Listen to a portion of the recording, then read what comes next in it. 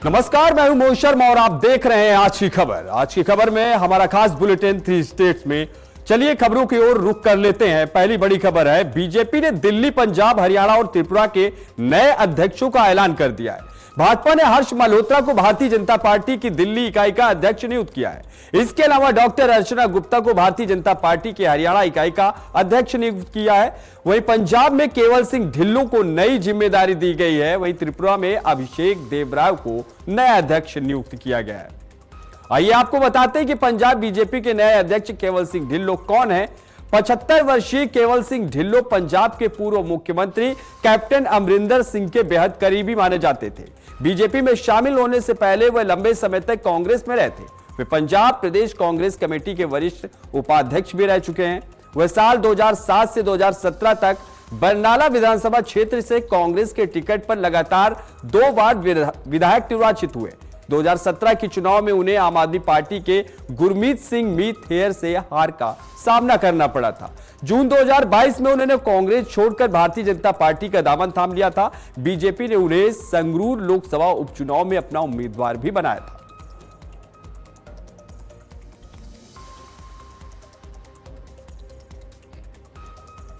वहीं अगली खबर है, पंजाब के भाजपा में संगठनात्मक बदलाव के बाद राजनीतिक सरगर्मियां तेज हो गई हैं। भाजपा ने केवल सिंह ढिल्लों को पंजाब का नया प्रदेश अध्यक्ष नियुक्त किया है, जिसके बाद पार्टी के भीतर और बाहर प्रतिक्रियाएं सामने आ रही है। इसी बीच पूर्व मंत्री मनोरंजन कालिया ने केवल ढिल्लों को बधाई देते हुए कहा कि उनके नेतृत्व में पार्टी 2027 विधानसभा चुनाव में बेहतर प्रदर्शन करेगी।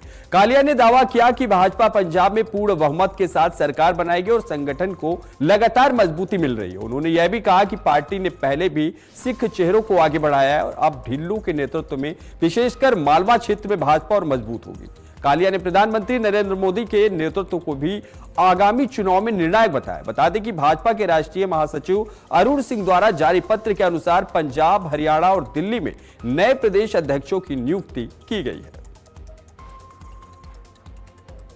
सरदार केवल सिंह ढिल्लों ਨੂੰ भारतीय जनता पार्टी पंजाब प्रदेश के अध्यक्ष के तौर के उत्ते नियुक्ति हुई है। मैं सब तो पहला उन्होंने मुबारकबाद देना है। ये नियुक्ति साडे राष्ट्रीय अध्यक्ष श्री नितिन नवीन जी ने की हैगी है और ਇਹਦੇ ਨਾਲ पार्टी ਜਿਹੜੀ हैगी है पंजाब ਦੇ ਵਿੱਚ मजबूत होएगी और ਮੈਨੂੰ आस ही नहीं पूर्ण विश्वास है कि ਜਿਹੜੀਆਂ 2027 ਦੇ ਵਿੱਚ पंजाब विधानसभा ਦੀਆਂ ਚੋਣਾਂ ਹੋਣੀਆਂ ਉਹਦੇ ਵਿੱਚ भारतीय जनता पार्टी सरकार बनाएगी, अक्सरियत मिलेगी और भारतीय जनता पार्टी का मुख्यमंत्री बनेगा। पंजाब दे विच उसी तरह ही इतिहास रचा जाएगा जिस तरह वेस्ट बंगाल दे विच इतिहास रचा है। वहीं अगली खबर, हिमाचल प्रदेश में पंचायत चुनाव के दूसरे चरण के लिए मतदान प्रक्रिया जोर शोर से जारी है। प्रदेश की 1276 पंचायतों में मतदान को लेकर लोगों में भारी उत्साह देखने को मिल रहा है। इस चरण में 7334 बूथों पर करीब 17,30,000 से अधिक मतदाता अपने मताधिकार का प्रयोग कर रहे हैं। समीरपुर मतदान केंद्र पर केंद्रीय मंत्री और सांसद अनुराग सिंह ठाकुर ने भी मतदान किया और इसे लोकतंत्र की सबसे बड़ी ताकत बताया। मतदान प्रक्रिया दोपहर 3 बजे तक चलेगी, जिसके बाद संबंधित पंचायत घरों में मतगणना की जाएगी। प्रदेश में इस चरण में 8,74,716 पुरुष और 8,55,597 महिला मतदाता शामिल है। वहीं तीसरे और अंतिम चरण का मतदान 30 तारीख को होगा और 31 को बीडीसी व जिला परिषद चुनावों के परिणाम घोषित किए जाएंगे।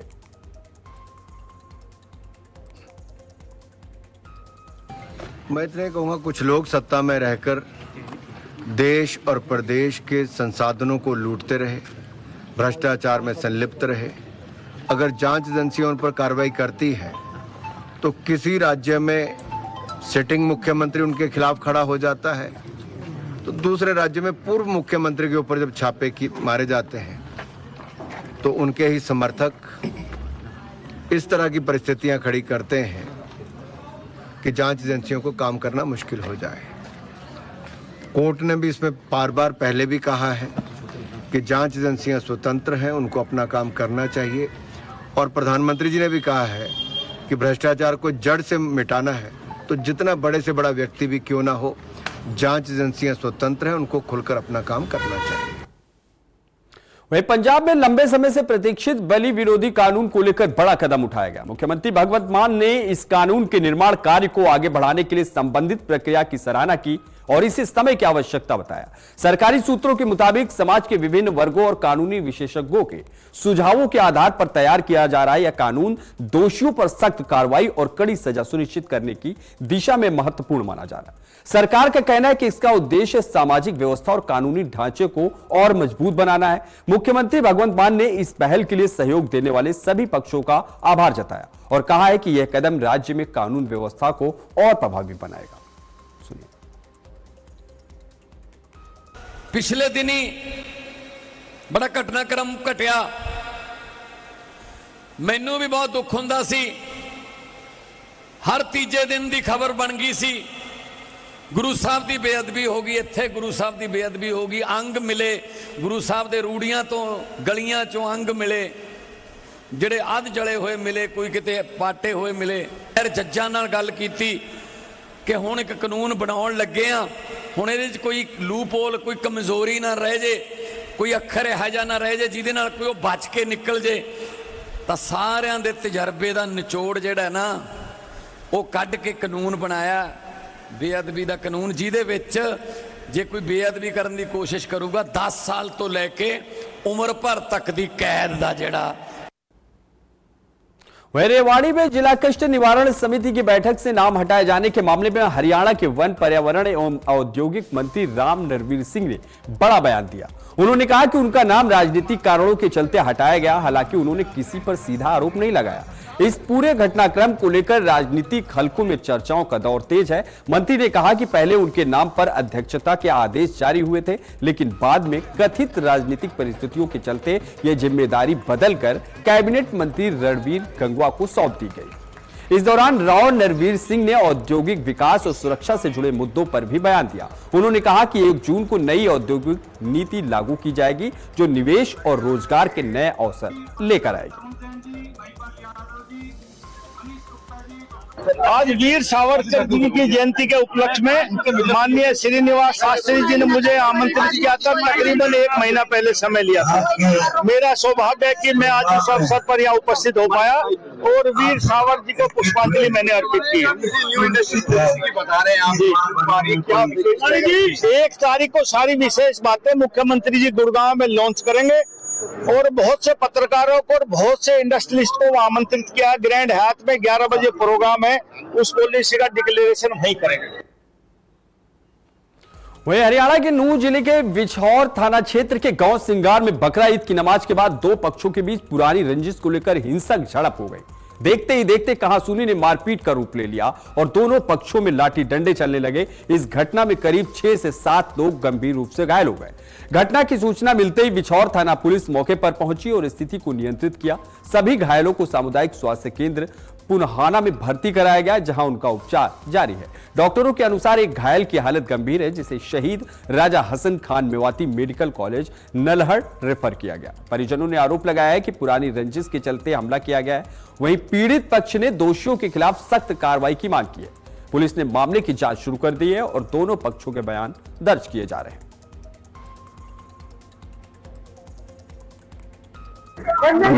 मेरी मम्मी गई थी उधर में, मम्मी गई थी उधर, वो बोली थी माँ बहन की सबकी गाली दी थी, इसने कही बेटा वो गाली दे रही है, ऐसे बात है, तो वो मानी नहीं थी। फिर वह हमारा ये भतीजे होते सब निकल रहे थे, तो वो सब उसके लिए गाली दे रहे थे। कौन लोग? वो दूसरे जी हमारी, वो उसने पुरानी रंजिश निकाली थी, हमारी पुरानी दुश्मनी चल रही थी हमारी, उसने पुरानी दुश्मनी अब आज निकाल ली थी उसने। हाँ जी, वह सुबह आदमी 50 आदमी है, हमारा 10 आदमी है। कब हुआ था? नमाज पढ़ने की? हाँ, 10:30 बजे की बात है जी। करीब 6 से 7 के समय पर सिंगार से आए हैं, उनका आपसी झगड़ा हुआ है और किसी के पेट में चोट है, किसी के सर में चोट है, किसी के जबड़े में चोट है। तो हमारी तरफ से जो भी होगा हम रेफर ही करेंगे, ज़्यादातर या मानी हेड है, चोट के हिसाब से हम रेफर करते हैं। क्या कोई ज्यादा सीरियस है? सीरियस एक है, उसके सिर में चोट है, उसका सिटी हेड होगा, वहाँ से वो देखेंगे कि कितना सही है। कहाँ रेफरेंस किया जा रहा था? वहीं अगली खबर है, हरियाणा के कैथल पुलिस ने नशा तस्करों के खिलाफ बड़ी कार्रवाई करते हुए स्पेशल डिटेक्टिव यूनिट एक विदेशी नागरिक को 1 किलो 85 ग्राम चरस के साथ गिरफ्तार किया। आरोपी को अदालत में पेश कर 3 दिन का पुलिस रिमांड हासिल किया गया है, जहां उससे पूछताछ जारी है। जानकारी के अनुसार नशा मुक्त जिला अभियान के तहत SDU team inspector Sunil Kumar के नेतृत्व में गश्त पर थी। इसी दौरान NH 152D मोहना पुल के पास एक संदिग्ध व्यक्ति के बैग में नशीला पदार्थ होने की सूचना मिली। पुलिस ने तुरंत दबिश देकर आरोपी को पकड़ लिया। वहीं पुलिस के अनुसार आरोपी की पहचान मनुचेर रशीदी निवासी वियना ऑस्ट्रिया के रूप में हुई है, जो वर्तमान में तमिलनाडु में रह रहा था। तलाशी के दौरान उसके बैग से चरस बरामद की गई है। पुलिस ने NDPS एक्ट के तहत मामला दर्ज कर आगे की जांच शुरू कर दी। आज हमारे माननीय DGP श्री अजय सिंघल जी के और SP कैथल श्री मनप्रीत सिंह सोदन जी के कुशल नेतृत्व में हमारी SDU की टीम ने एक कॉमर्शियल क्वांटिटी NDPS का एक मामला पकड़ा है, जिसमें हमारी team inspector Sunil incharge SDU और ASI संदीप की टीम ने एक गुप्त सूचना के आधार पर NH 152D मोना पुल के नीचे दबिश दी, जहां पर एक संदिग्ध व्यक्ति को देखा जो भागने लगा पुलिस को देखकर, जिसको काबू किया। तलाशी में आरोपी से 1 किलो 85 ग्राम चरस बरामद हुई, जिसकी पहचान मुनेचर रसीदी निवासी वियना ऑस्ट्रिया हाल जिला वलीपुरम तमिलनाडु के रूप में हुई है। वहीं हरियाणा के फरीदाबाद के बल्लभगढ़ क्षेत्र में मामूली कहासुनी को लेकर एक व्यक्ति की पिटाई का मामला सामने आया। घटना का CCTV वीडियो भी सोशल मीडिया पर सामने आया, जिसमें मारपीट की पूरी वारदात कैद हुई। जानकारी के अनुसार मामला तिगांव रोड का, जहां कूलर बेचने को लेकर 2 दुकानदारों के बीच विवाद हो गया। विवाद इतना बढ़ गया कि दुकानदार ने अपने भाई के साथ मिलकर दूसरे दुकानदार की दुकान में घुसकर उस पर हमला कर दिया। इस हमले में पीड़ित दुकानदार और उसका भाई गंभीर रूप से घायल हो गए। ये दोनों ने पुलिस को शिकायत दी है और आरोप लगाया है कि रंजिश के चलते उन पर हमला किया गया। पुलिस ने मामले की जांच शुरू कर दी है और CCTV फुटेज के आधार पर आगे की कार्रवाई की जा रही है।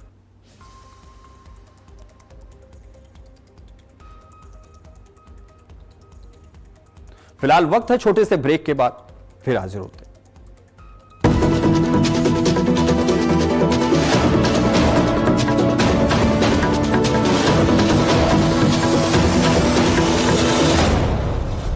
खबर चलती है, चली जाती है, सब करते हैं दावा बदलाव का, लेकिन हुआ क्या?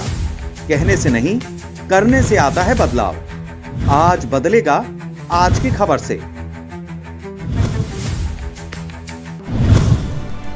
आज की खबर जहां हम वहां। अखंड भारत खंड खंड होता रहा। 1876 में अफगानिस्तान, म्यांमार 1937 में, पश्चिमी पाकिस्तान, पूर्वी पाकिस्तान 1947 में। हमारा इतिहास बढ़ता रहा, लेकिन भूगोल घटता रहा। कल, आज और कल का साक्षी कौन है? दुनिया में धरती का कोई दूसरा ऐसा टुकड़ा नहीं जहां हमें और मिलेगा। हमें विरासत में जो मिला है वो ये हिंदुस्तान। हमारे हर काम से भारतवर्ष प्रभावित होता है। आज की खबर का प्रभाव राष्ट्र पर पड़ता है, इसलिए जरूरी है हर खबर का प्रभाव और उस पर मंथन, ताकि आने वाला कल कर सके इस राष्ट्र का वंदन। देखिए वंदे राष्ट्र मेरे साथ रोजाना रात 9 बजे सिर्फ आज की।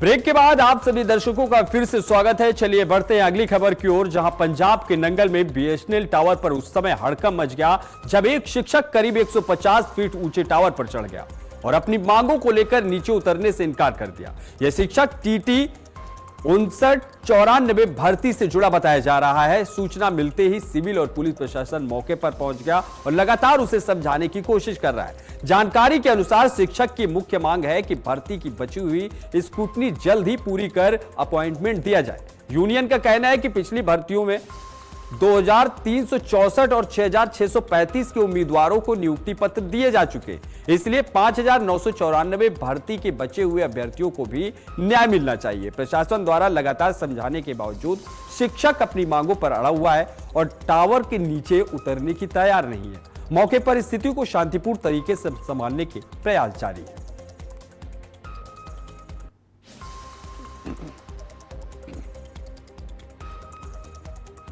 वहीं पंजाब के अमृतसर के कोट आत्माराम इलाके में पार्किंग को लेकर विवाद ने अचानक हिंसक रूप ले लिया और गोलीबारी तक पहुंच गया। इस घटना में आम आदमी पार्टी के सदस्य जयपाल सिंह समेत एक अन्य व्यक्ति नरिंदर सिंह घायल हो गए। पूरी घटना पास लगे सीसीटीवी कैमरे में कैद हो गई। जानकारी के अनुसार मामूली कहासुनी के बाद दो पक्षों के विवाद बढ़ गया, जिसके बाद दोनों ओर से गोलियां चलाई गई। घटना के बाद इलाके में अफरा तफरी मच गई। घायलों को तुरंत अस्पताल में भर्ती कराया गया, जहां उनका इलाज जारी है। सूचना मिलने पर पुलिस मौके पर पहुंची और जांच शुरू कर दी है। फिलहाल पुलिस ने दोनों पक्षों के बयान दर्ज कर लिए हैं और सीसीटीवी फुटेज के आधार पर मामले की पड़ताल की जा रही है।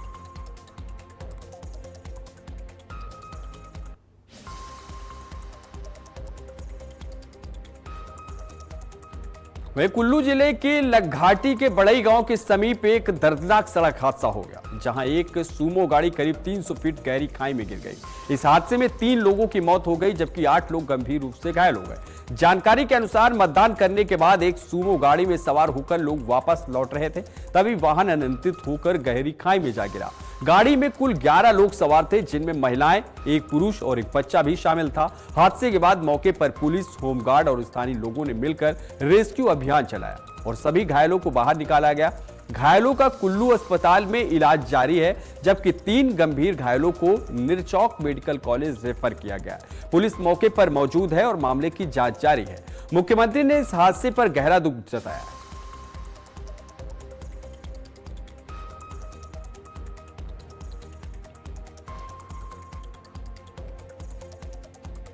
वहीं जहानाबाद में चोरी की घटनाओं ने लोगों की नींद उड़ा दी है। टेहटा थाना क्षेत्र के कनौली गांव में चोरों ने एक ही रात में 3 घरों को निशाना बनाते हुए करीब 8 से 10 लाख रुपए की संपत्ति पर हाथ साफ कर दिया।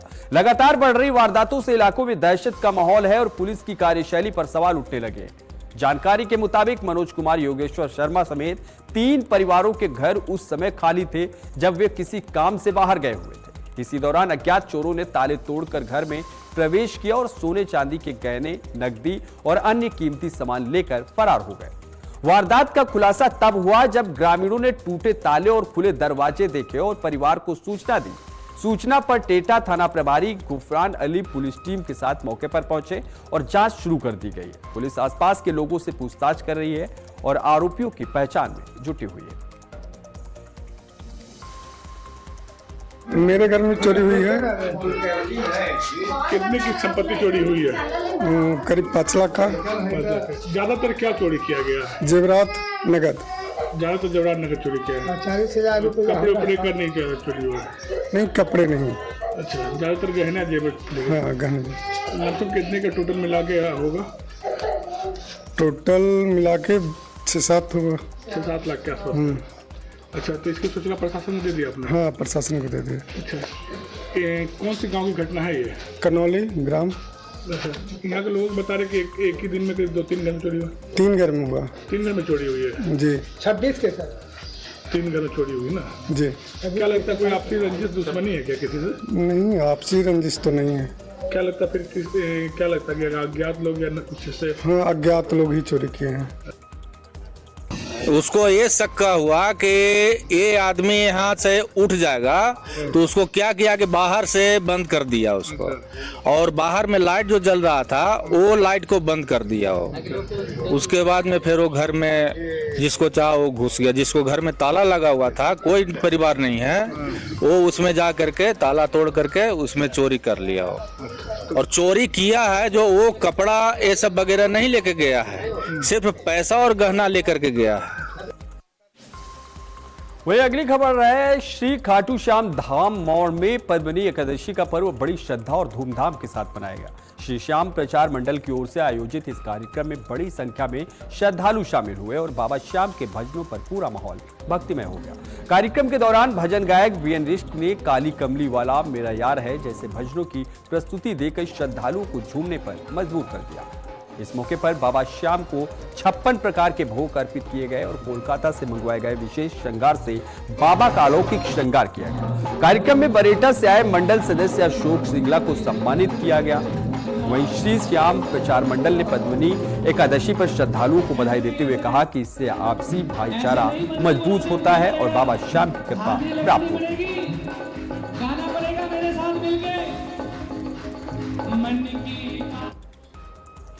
वहीं रोहतक में ईद का पर्व आज पूरे उत्साह और उमंग और भाईचारे के साथ मनाया गया। सुबह से ही शहर की मस्जिदों और ईदगाहों में मुस्लिम समुदाय के लोगों की भारी भीड़ देखने को मिली, जहां लोगों ने ईद की नमाज अदा कर देश और प्रदेश में अमन, चैन और खुशहाली की दुआ मांगी। नमाज के बाद लोगों ने एक दूसरे को गले लगाकर ईद की मुबारकबाद भी दी। बच्चों और युवाओं में खासा उत्साह देखने को मिला। इस मौके पर सामाजिक सौहार्द और भाईचारे की मिसाल भी देखने को मिली, जहां विभिन्न समुदायों के लोगों ने एक दूसरे को शुभकामनाएं देकर आपसी प्रेम और एकता का संदेश दिया। प्रशासन की ओर से सुरक्षा और व्यवस्था के पुख्ता इंतजाम किए गए थे, जिससे ईद का पर्व शांतिपूर्ण माहौल में संपन्न हुआ। वहीं कोकरा कोट स्थित जामा मस्जिद में इमाम और प्रधान ने भी लोगों को ईद की मुबारकबाद देते हुए कहा कि सभी ने भाईचारे के साथ नमाज अदा की है और एक दूसरे को बधाई भी दी।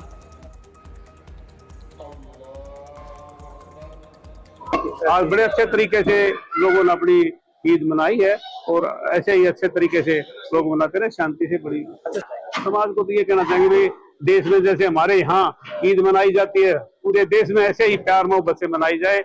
इससे अच्छा त्योहार जो है, जो हमारे यहाँ मनता है रोहतक के अंदर, सबसे अच्छा त्योहार मनता है हर साल। हिंदू मुस्लिम कहा जाता है कई बार इस तरह की, यहाँ हमारे ऐसा क्या कहना चाहेंगे, ऐसा मैसेज क्या देना चाहिए? देखो, हम तो चाहते हैं जैसे हमारा यहाँ भाईचारा है ना रोहतक में, ऐसे ही सभी जगह भाईचारा हो। हम तो ये संदेश देंगे, जो भाईचारे से बढ़कर कोई चीज नहीं होती। आप इसमें सबसे प्यार मोहब्बत से बड़ी कोई चीज नहीं। आज जो है अल्लाह की तरफ से हमें एक बतौर गिफ्ट और बतौर तोहफे के ये दिन अता किया गया है, जिसकी तारीख और इसकी अहमियत मजहब इस्लाम के अंदर बहुत महत्व रखती है कि हमारे जो इस्लाम के 5 अरकान हैं उनमें से एक रुकुन हज है। तो हज के ये अय्याम हैं और उसी से जुड़ी हुई इस ईद की, बकरीद की जो है तारीख है। हज के ताल्लुक से हम जो है इसे मनाते हैं कि हुज्जाज इकराम पूरी दुनिया से जो है बैतुल्लाह के लिए हज करने जाते हैं, तो उनकी खुशियों में हम भी कुछ ना कुछ शामिल होने के लिए अल्लाह ताला ने बतौर त्यौहार के हमें ये मौका अता फरमाया है।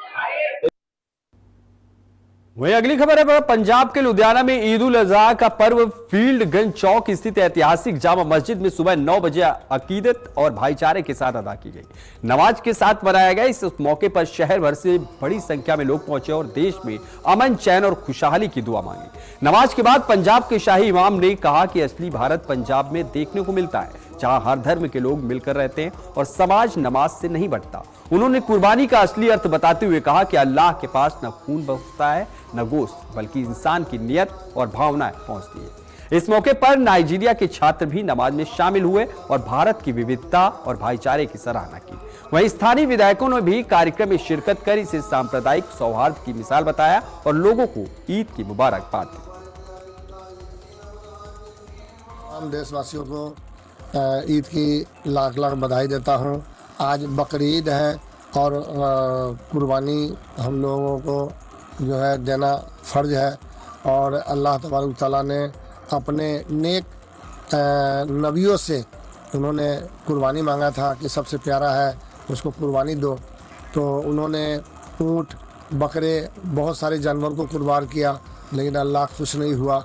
बाद में वो एक जाम ले रहा था अपने पैगंबर से, तो उन्होंने बेटे की कुर्बानी दी, तो जाकर के कुर्बानी बेटा हट गया और दुम्बा आ गया उसके सामने में। अल्लाह तो एग्जाम ले रहा था। बुलेटिन में फिलहाल बस इतना ही। देश और दुनिया की तमाम बड़ी खबरों के लिए देखते रहिए आज की खबर।